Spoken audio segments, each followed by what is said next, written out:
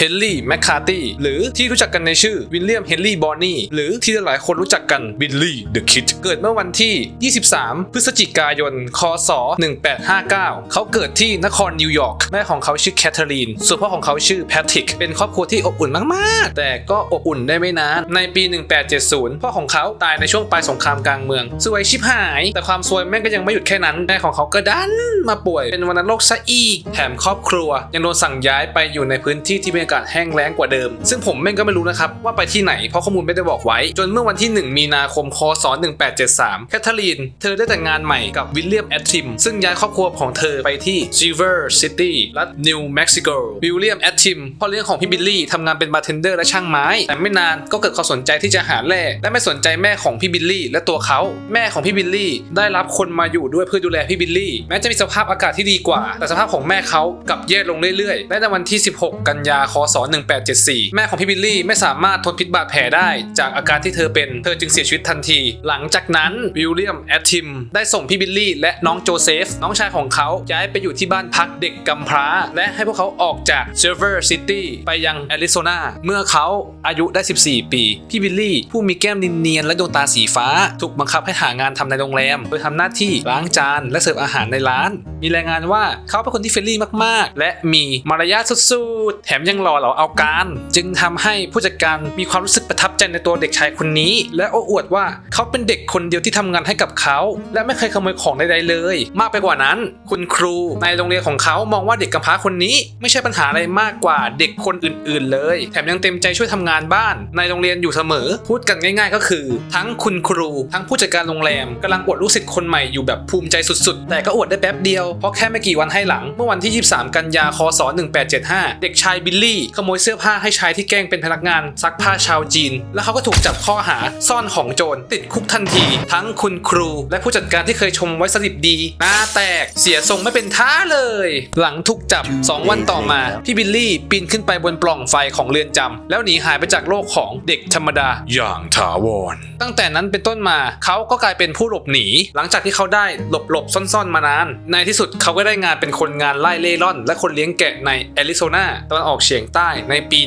1877 พี่บิลลี่ได้เป็นคนขับรถบรรทุกพลเรือนที่ฟอนต์แกรนด์โดยขนท่อนไม้จากค่ายไม้ไปที่โรงเลื่อยและเขาได้เจอกับช่างตีเหล็กพลเรือนในค่ายชื่อแฟรงค์วินนี่คาฮิลแต่พี่บิลลี่นั้นไม่ถูกกับพี่แฟรงค์เพราะว่าพี่แฟรงค์นั้นชอบรังแกพี่บิลลี่ในวันที่ 17 สิงหาคมพี่แฟรงค์โจมตีหรือขนมน้าใส่พี่บิลลี่หลังจากโต้เถียงกันและโยนเขาลงกับพื้นเพื่อให้พี่บิลลี่โก่งตึงๆพร้อมเบอร์เซียแต่พี่บิลลี่ไม่ยอมเลยซาเวียตอบโต้ใส่พี่แฟรงค์โดยดึงปืนออกมาและยิงใส่พี่แฟรงค์ตายคาที่และแน่นอนพี่บิลลี่ถูกควบคุมตัวอีกครั้งคราวนี้ยามของค่ายได้โทรแจ้งตำรวจในขณะที่รอการมาถึงของเจ้าหน้าที่ตำรวจในพื้นที่อย่างไรก็ตามก่อนที่เจ้าหน้าที่ตำรวจจะมาถึงพี่บิลลี่ใช้จังหวะและความสามารถเลนโบว์ฟิกหลบหนีออกไปได้หลังจากที่เขาหลบหนีออกมาได้เขามีเป้าหมายจะไปที่บ้านของครอบครัวโจนส์ในหุบเขาเพคอสรัฐนิวเม็กซิโกครอบครัวโจนส์มีความผูกพันกับพี่บิลลี่มากๆเพราะตอนที่แม่เขาเสียและวิลเลียมแอดทิมได้ไล่เขาออกไปครอบครัวโจนจึงรับช่วงต่อแทนนั่นทำให้พี่บิลลี่มองว่าครอบครัวโจนช่างใจดีกับเขาจริงๆแต่ก่อนจะไปถึงบ้านของครอบครัวโจนเขาก็ดวงสวยเจอชาวอินเดียนเผ่าอาปาเช่ได้ปล้นและขโมยม้าของเขาไปจึงทำให้เขาต้องเดินเท้าไปหลายไมล์ไปยังชุมชนที่ใกล้ที่สุดและไปถึงบ้านของครอบครัวโจนครอบครัวโจนพอรู้ว่าพี่บิลลี่มาถึงเขาจึงมอบม้า1 ตัวให้เขาเพื่อให้เขาได้เดินทางใหม่แต่ตอนนี้เขามีคดีล่าสุดก็คือการฆ่าพี่แฟรงค์วินนี่คาฮิลตอนนี้เขากลายเป็นคนนอกกฎหมายและไม่สามารถหางานสุจริตทำได้เขาจึงได้พบกับโจรอีกคนหนึ่งที่ชื่อว่าเจสซี่อีแวนซึ่งเป็นหัวหน้าแก๊งขโมยของแต่เขาเรียกพี่บิลลี่ว่า The Boys เขาไม่มีที่อื่นจะไปแล้วและเนื่องจากการอยู่คนเดียวในดินแดนอันเป็นศัตรูและไร้กฎหมายของเขาถือว่าเป็นการฆ่าตัวตายเขาจึงเข้าร่วมแก๊งอย่างไม่เต็มใจนักต่อมาเขาได้เข้าไปพัวพันกับสงครามลินคอล์นเคานตี้ซึ่งเพื่อนใหม่และนายจ้างของเขาจอห์นทันสตอร์ถูกสังหารเมื่อวันที่ 18 กุมภาพันธ์ คศ 1878 พี่บิลลี่ได้รับผลกระทบอย่างรุนแรงจากการเป็นฆาตกรรมโดยอ้างว่าทันสตอร์เป็นคนเดียวที่ปฏิบัติกับเขาเหมือนนักบุญผู้ใจดีเพราะว่าพี่จอห์นให้ปืนให้ที่พักให้โอกาสให้ชีวิตใหม่ไม่เหมือนพวกแก๊งที่ลินคอล์นเคานตี้ในงานศพของทันสตอร์พี่บิลลี่สาบานว่ากูจะฆ่าไอเวทุกตัวที่ช่วยฆ่าลูกพี่จอห์นกูแม้ว่านั่นจะเป็นสิ่งสุดท้ายที่กูจะทำก็ตามแต่กูสัญญาว่ากูจะฆ่าแม่งล้างบาปให้หมดสิ้นสุดคำพูดของเขาในวันนั้นพี่บิลลี่กับสมาชิกกลุ่ม Regulators ของพี่จอห์นทันสตอร์ได้ทำการแก้แค้นโดยการยิงเจ้าหน้าที่ที่ฆ่าเพื่อนของเขาและเจ้าหน้าที่อีกคนและนายอำเภอวิลเลียมแบดดี้เมื่อ วันที่ 1 เมษายน คศ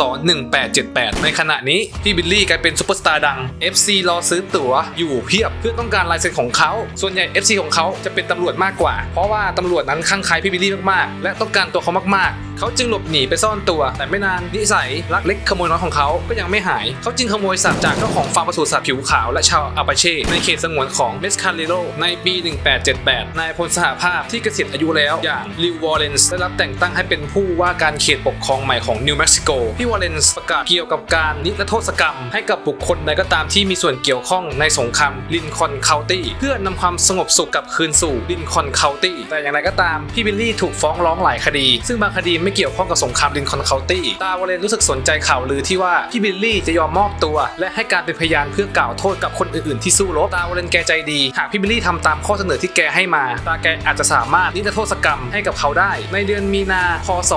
1879 ตาวอลเลนและพี่บิลลี่ได้พบกันเพื่อหารือถึงความเป็นไปได้กับข้อตกลงซึ่งเป็นไปตามแบบฉบับแต่ด้วยความที่ว่าพี่บิลลี่คดีเยอะจัดเป็นเรื่องปกติที่ว่าเขาจะกลัวการโดนเหลี่ยมเหมือนพี่ทอมฮอร์นเขาเลยทักทายผู้ว่าการรัฐด้วยปืนพกในมือข้างหนึ่งและอีกข้างหนึ่งถือปืนไรเฟิลวีเชสเตอร์หลังจากพี่บิลลี่เล่นตัวอยู่หลายวันพี่บิลลี่ก็ตกลงที่จะให้การเป็นพยานเพื่อแลกกับการนิรโทษกรรมส่วนหนึ่งของข้อตกลงก็คือให้พี่บิลลี่ยอมให้จับกุมและคุมขังในคุกเป็นเวลาสั้นๆจนกว่าจะให้การเป็นพยานในศาลแม้ว่าการให้การเป็นพยานในศาลของเขาจะช่วยฟ้องจอห์นโดแลนผู้นำกลุ่มที่มีอิทธิพลในสภาผู้แทนราษฎรได้แต่อัยการเขตกับไม่ได้ทำตามคำสั่งของตาวอลเลนส์ที่ให้ปล่อยตัวพี่บิลลี่หลังจากการเป็นพยานอย่างไรก็ตามพี่บิลลี่เป็นศิลปินหลบหนีที่เก่งกาจดังนั้นเขารู้ตัวแล้วว่ากูโดนเหลี่ยมเหมือนพี่ทอมฮอร์นแน่นอนเขาจึงหลบหนีหลังจากที่หลบหนีได้ปีกว่าเขาไปเดินเล่นแถวฟรอนต์ซัมเนอร์ริมแม่น้ำเพคอสและพัฒนาความสัมพันธ์อันดีกับบาร์เทนเดอร์ท้องถิ่นชื่อแพทการ์เล็ตซึ่งต่อมาแพทการ์เล็ตได้รับเลือกเป็นนายอำเภอของลินคอล์นเคานตี้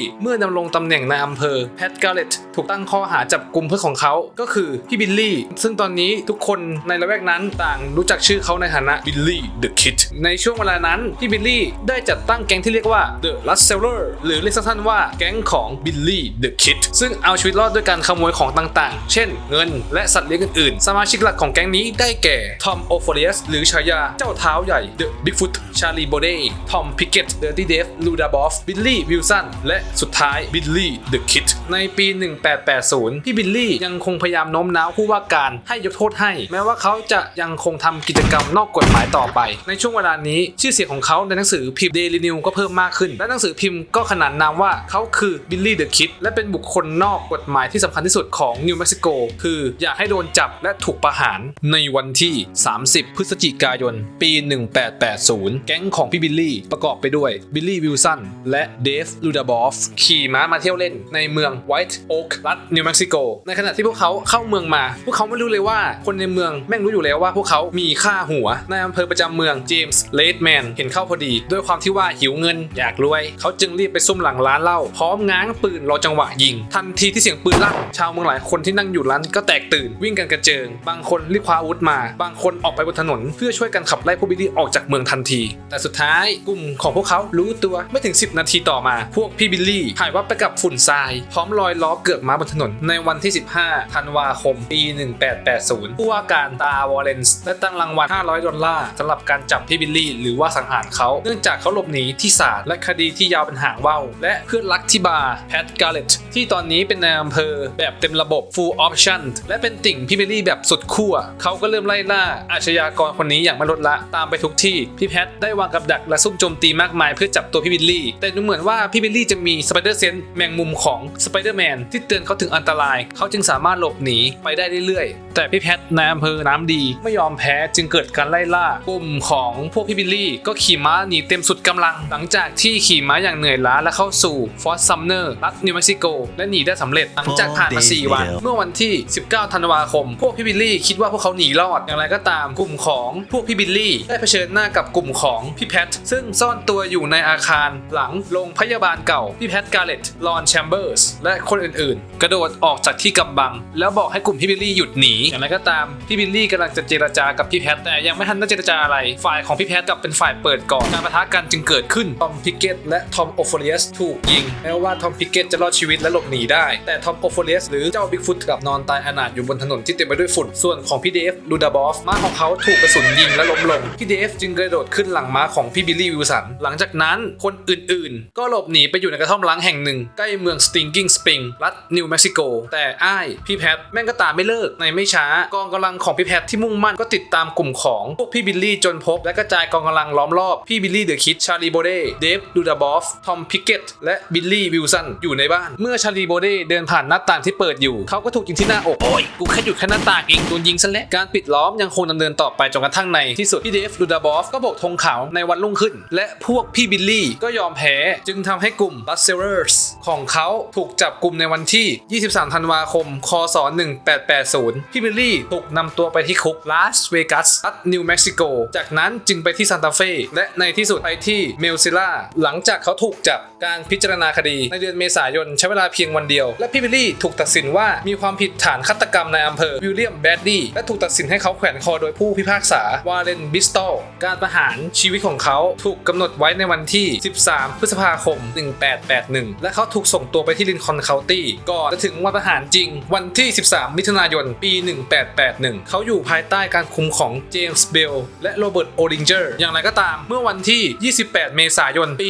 1881 พี่บิลลี่หลบหนีและสังหารผู้คุมของเขาทั้งสองคนได้สำเร็จในขณะที่พี่แพทเกเรตไม่อยู่ในเมืองไม่ทราบว่าพี่บิลลี่ทำได้อย่างไรแต่หลายๆมัลติเวิร์สบอกว่าพี่บิลลี่อาจจะเอาปืนซ่อนในห้องน้ำช่องเพดานหรือแม้แต่แย่งจากเจมส์เบลเองการสังหารในการหนีออกจากคุกได้เริ่มต้นเจมส์เบลถูกพี่บิลลี่ยิงที่บันไดขณะพยายามหลบหนีและต่อมาพี่บิลลี่ก็ขโมยลูกซอง2 ลำกล้องขนาด 10 เกจของบ๊อบโอลิงเจอร์และนั่งรอพี่บ๊อบโอลิงเจอร์ที่หน้าต่างในห้องที่เขาถูกคุมขังอยู่พี่บ๊อบพอรู้รีบวิ่งออกจากโรงแรมทันทีเมื่อได้ยินเสียงปืนเขาจึงวิ่งมาอยู่ใต้หน้าต่างแล้วก็จะเอตัวเองแล้วพี่บิลลี่ก็ทักทายว่าสวัสดีบ๊อบฉันเองบิลลี่เดอะคิดหลังจากนั้นพี่บ๊อบก็เงยหน้าขึ้นมาและเห็นปืนของเขาอยู่ในมือของพี่บิลลี่พี่บ๊อบคิดในใจสวยแล้วกูไม่น่ารอดแล้วแหละอย่างนี้จากนั้นลูกตะกั่ว10 เกจที่ไม่ใช่ของซุ้มเฮียฮงแต่เป็นกระสุนจากปืนของเขาเองพุ่งกลางใส่หน้าพี่บ๊อบตายหลังจากผู้คุมตายทั้งหมด2 คนพี่บิลลี่ก็สามารถหนีออกไปได้เขาหนีโดยมุ่งหน้าไปหาปีเตอร์แม็กซ์เวลล์คือเจ้าของฟาร์มในฟอนต์ซัมเนอร์รัฐนิวเม็กซิโก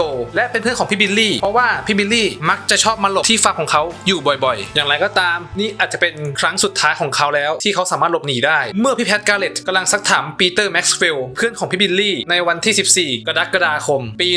1881 ในห้องนอนอันมืดมิดของพี่ปีเตอร์แม็กซ์เวลล์ในฟอนต์ซัมเนอร์พี่บิลลี่ก็เข้ามาในห้องโดยไม่คิดอะไรด้วยความที่ว่าห้องมืดมากๆเลยมองเห็นอะไรไม่ค่อยชัดว่าใครอยู่ข้างหน้าแต่คนที่อยู่ข้างหน้านั้นก็คือพี่แพทการ์เล็ตพี่บิลลี่เลยทักทายไปว่าเคียเน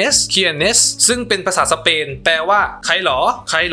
ซึ่งพี่แพทการ์เล็ตตอบกลับด้วยการยิงปืนลูกโม่2 นัดนัดแรกพลาดนัด2ยิงไปเข้าใต้ชายโครงขวาทะลุทะลวงถึงอวัยวะภายในที่สำคัญคาดว่าคือหัวใจหรือไม่ก็เป็นตับไม่ก็ปอดเสียเลือดจำนวนมากภายในไม่กี่วินาทีตายข้างเตียงในบ้านของปีเตอร์แม็กซ์เวลล์ปิดตำนานบิลลี่เดอะคิดนักฆ่า21 ศพในวัยเพียง21 ปีในวันรุ่งขึ้นเฮนรี่แมคคาร์ตี้หรือบิลลี่เดอะคิดผู้มีชื่อเสียงเฉาโชว์ถูกฝังไว้ในแปลงที่ฝังไว้ระหว่างทอมโอฟิเลียสและชาลีโบเดเพื่อนที่เสียชีวิตของเขาที่สุสานฟรอนต์ซัมเนอร์